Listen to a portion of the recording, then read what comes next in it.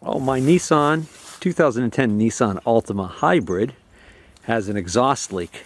And it's a very annoying exhaust leak because it's up high in front of the engine, sort of like where the exhaust manifold transitions into what I believe is a catalytic converter assembly or something in a flex pipe. So underneath the car, when I bought the car and they inspected it, it was clear that a lot of the exhaust had been recently replaced. So there were several fairly new pieces in there. But the exhaust leak that I'm dealing with appears to be high up in this side. So apparently either that developed after they did the work or they decided they didn't want to go through the expense of that work. So the reason why this is particularly annoying is not only is it in a hard place to get to because it's up here in the front, but also because the leak is right here. What I'm finding now is that those exhaust gases are going right into the heat intake. So when I'm driving the car in cool weather and I'm using the heat, basically it's taking all that carbon monoxide and sucking it right into there. So that's quite annoying. Now when I start the car, the exhaust leak is kind of loud, and then the interesting thing that happens is as the engine warms up, something changes, and then the exhaust leak gets the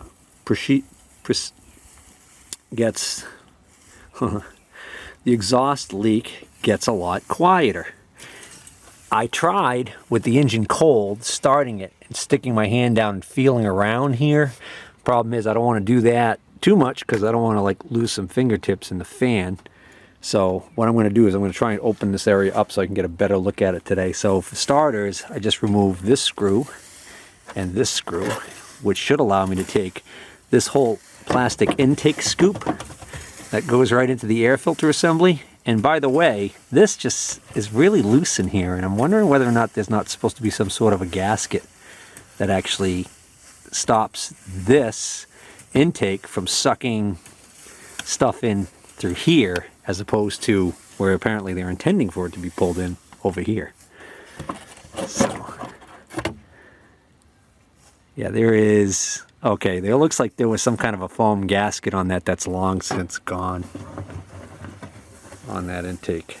So, all right, yeah, that's something I should probably address. All right, so there's the beast. So I think what I'm looking at is, I think I'm looking at the catalytic converter right here.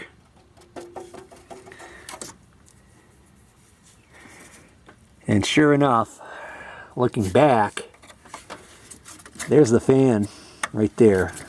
And the back's open, so if I had stuck my fingers in here, I would have, and the fan was running, I would have been in a world of hurt. Even plastic at those speeds becomes rather dangerous.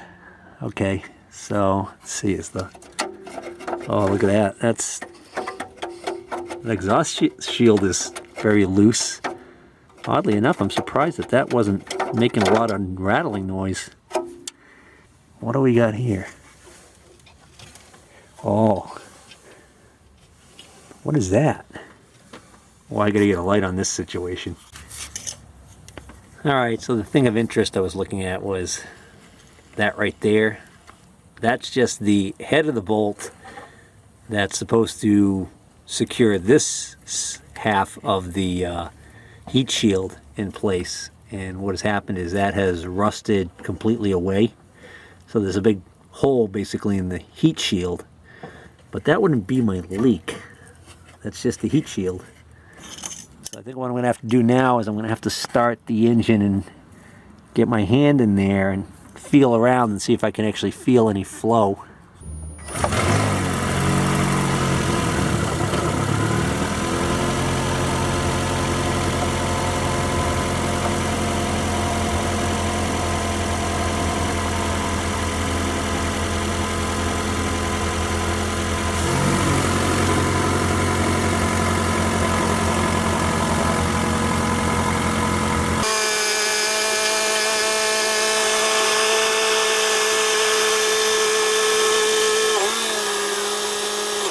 Oh, it didn't take long for that to get too hot to touch near the exhaust manifold, obviously. I'm putting my hand around the whole back area here, down lower and everything, and I couldn't really get the sound to change. You think if I came close to the leak with my fingers, you know, there would be a sound change. So it almost seems to me like the leak might be higher up. So I think I've got to see underneath this heat shield, which is a bummer because I fully expect these bolts to want to snap. Let me put a little bit of pressure on them and see. Oh, that one turned easily. All right, those two top ones came up pretty easily. And looking at the threads on them, I would say they were either out recently or they had never seized on them. They're not really too bad. This one down here I just got out successfully, but not without being extra careful. Look at the threads. Okay, if that'll focus, there we go. Look at the threads. So let me give you a tip on these. I didn't put a socket or anything on there. I didn't put anything on there that's going to give me a lot of torque. And I put a, you know, a short 10-inch wrench on there, and I turned it, and it turned about like, oh, maybe 15 degrees, and then stopped. And then instead of putting more pressure on and forcing it, what I did was I turned it back towards tighten, and then I turned it back towards loosen. And I kept doing that, and the arc of the total number of degrees of rotation actually continued to increase.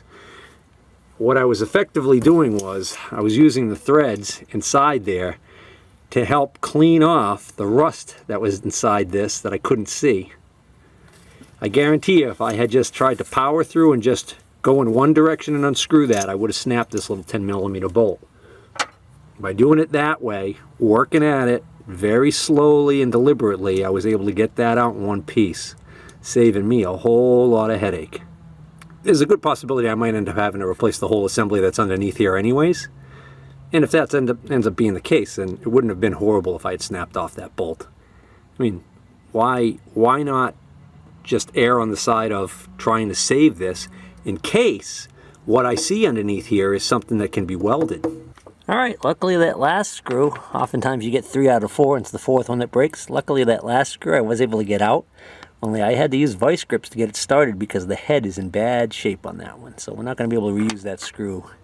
But I've got a clip right here that has the wire going down to the oxygen sensor. So I got to get this out of the clip. Oh, I was saying 4 screws. Dirty pull here, right down here. Way down here under the backside corner.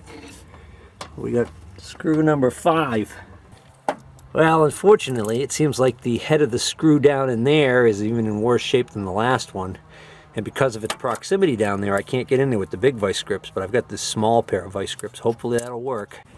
Well, that bolt was the crunchiest of the bunch. I think it was this one.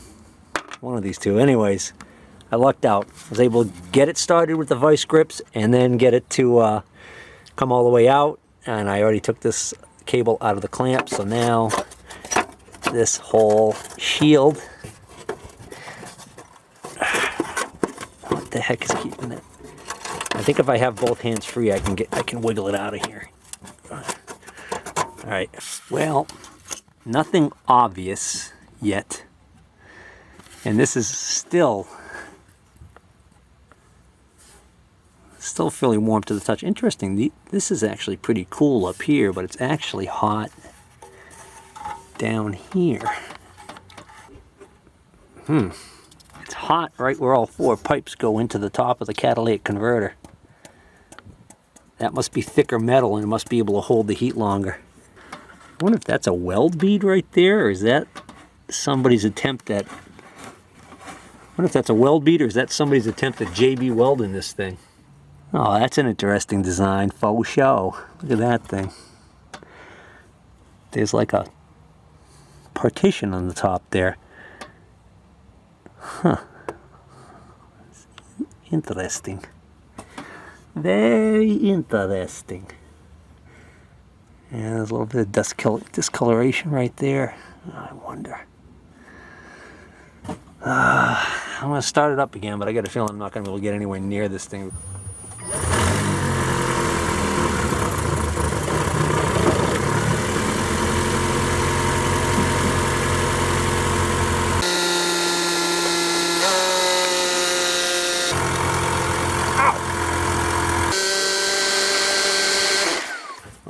tell you what, I still can't figure out where exactly it's leaking from. But now with the shield off, I can really hear that exhaust leak, and I am highly convinced that it's definitely in this catalytic converter assembly. And it may be on the back side where I can't even see it. So I think the next step is to price this catalytic converter assembly, because if I'm going to go through the trouble of trying to get this off of here, I want to know whether or not the best bet is to just bite the bullet and put a brand new one on, as opposed to taking this off and seeing if it's something I can weld, then having it off the car, realizing I can't weld it, and having to wait while I order one. Well, I decided to move forward with the replacement of this catalytic converter / manifold assembly with a new one, because based on what I found online, I think it's more, it just makes sense probably to just replace this rather than try and weld it. Although we'll see. When I get the old one out, we'll take a look at what it looks like. So I am going to actually hold off on ordering it, which puts me in a predicament of I'm going to have the manifold out of the car, and and then if I decide that I do need to order one, it's going to be delayed. But luckily this is not the only vehicle I have to drive, so we'll be okay there. There's also some confusion as to which manifold, which assembly to buy, because you've got two gas versions of this car and then the electric hybrid version of this car. All three of them, you can't go by photographs because they all look very similar. And then, to make matters worse, as far as aftermarket replacements are concerned, there's several different ones that all have different compliance. Some of them only comply to the federal regulations. Some of them comply to the CARB regulations and have to do with the California emissions and everything. Well, I'm not positive yet, because even when you look at the charts online that are supposed to tell you what you need for your car, it's confusing. So this car is registered in Massachusetts, but this car came from New York.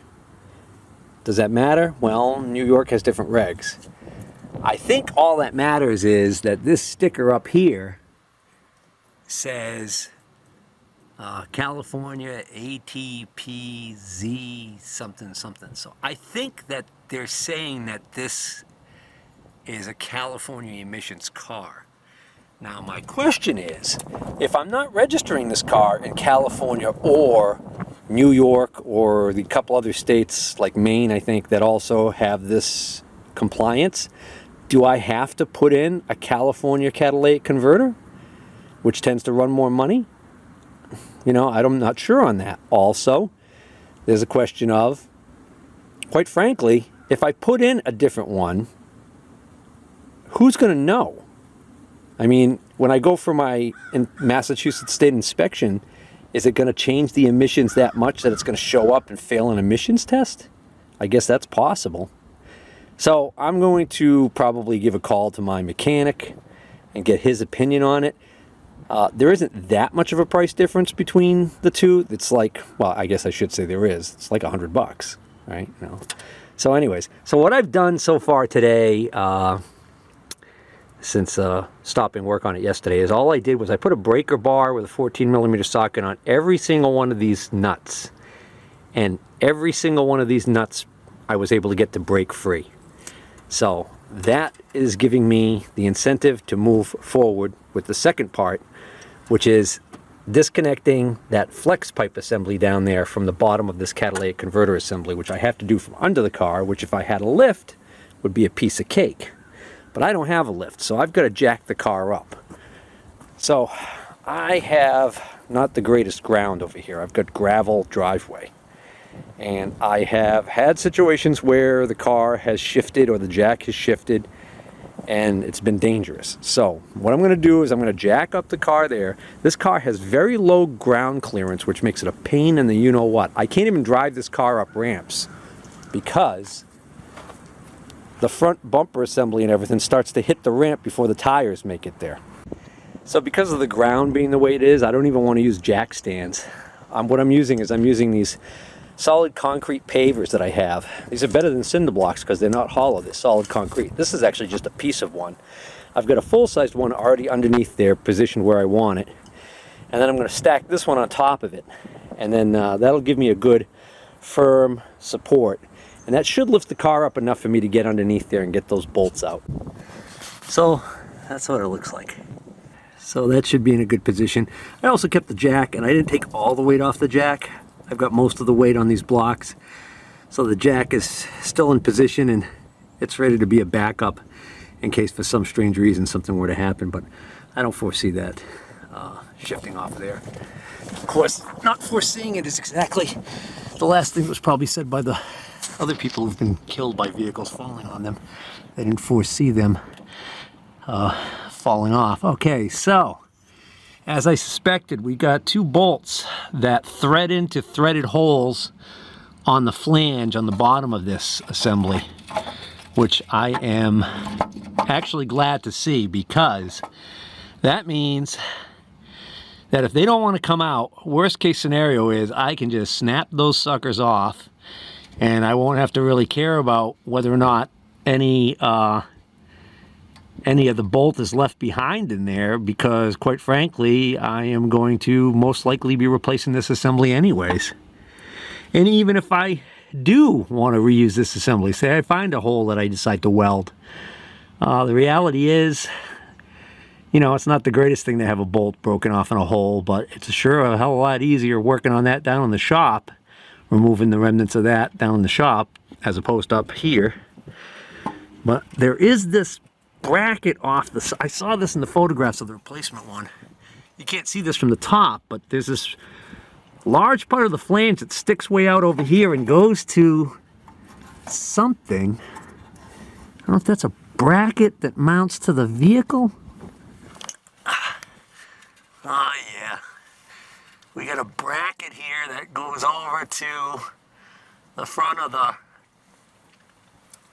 well, I guess the engine block. Yeah. All right. It might be easy to get this bolt that I got my finger on that actually threads into the engine block. It might be easier to get that out because it goes into a blind hole in the engine block and the threads probably are all rusted to hell, versus trying to get this one. But I don't think this bracket, this transition bracket right here, I don't think that comes with the new one, so I'm going to probably have to reuse that one. Oh well, so we get three bolts, three big bolts here, and undoing this bracket, and then that will allow me to pull this out through the top. Well, I gotta tell you, these three 15 millimeter bolts came out with ease. I mean, really nice and easily. And I think part of the reason is because I see remnants of here what might be never sees that might have been on the threads of these. And also this pipe right here looks like it was not replaced that long ago. So I think this was replaced. Matter of fact, I think the gentleman I bought this car from told me he had just had this pipe replaced. So that makes sense. That other one back behind there, the bolt that goes into the block for this bracket, I've already got that loosened up, but I just thought I'd mention it's a 14 millimeter, and like the perfect thing to get to that is a flex head, long handled ratchet handle with a short extension. That way, if you don't have the short extension, what happens is when you get the ratchet head on there, you've got not enough clearance here to really, you get like one click before it wants to be up against this bracket. But with the short extension, I can get back here, and then with the flex head, I can turn the handle in a way so that I can actually get that out with ease. Now back up top side to remove the nuts off the studs that hold the manifold to the block or head. Boy, a power ratchet sure makes this job a lot easier. Oh, I almost forgot one critical step. I've got to get the oxygen sensor out. I think what I'm going to do is I'm going to unplug the oxygen sensor and then work on getting that sensor out once I get the whole assembly out in the open. Now there's an interlock that keeps this from being able to just pop out, and it has to be released with a screwdriver. And what I'm going to do is when I get this out, I'll show a close-up of how that's made. That way you'll see what I'm actually getting at. I take that back about the plug. I don't think I'm going to show you anything about the plug because I don't think that the lock was even working correctly on this one. I was able to pull this out. No matter what I ended up doing with the tab, it didn't seem to make a difference. And then I pulled it out and realized it looks like it wasn't interlocking any longer. So I think this plug the retaining part of the socket may have already failed. but I'm obviously not going to replace it because that's part of the probably part of a wiring harness. I mean, I could cut it off and replace it, but I'm not going to. I'll just plug this back in when I put everything back together, and maybe I'll put some tape on there for good measure. Now that I got this out, this is the heat shield on the back side that I couldn't even really see. So I'm going to try and take these screws out of this heat shield and take a look at it. Now for the big moment, the unveiling. I had to use the vice grips on some of those screw heads. They were pretty toasted. Well, that's kind of disappointing. I really was hoping I was going to see something really obvious here. I tell you what I'm wondering about. I'm wondering about what the hell was sealing this. From this beveled edge right in here, that looks to me like there's supposed to be some sort of a donut-like type of washer or something that went in there. And I did not see that on the other pipe. Oh no, actually it looks like it is on there. Well, I just took the heat shield off of the other side. This is the front side that uses these weird, like, I don't know, almost like steel wool washers and spacers, I guess, to isolate the vibration from, I guess, the thing, but you know, this was all rotted out. Anyways, I just took that off of this side, and that doesn't really show me much either. I wanted to see a nice obvious hole. Oh, wait a minute. What's that right there? Is that a crack? Right there. Might be a little tiny hole right there and a crack. See, that looks like a crack right there and a hole right there. Actually, what might be a clue as to where the leak was the backside of the heat shield here. Look for black soot. What the hell that's from? Oh, here we go. Right here, guys. Should have looked at this in the first place. This is the rear shield that I took off. And look what we got. All black in this area, which would correspond to right there. Yep, this mount. See the streaks of black soot? Actually, there's nothing to indicate any problem over here other than the soot. But look, that lines up with this thing that I looked at that looked like a crack to me.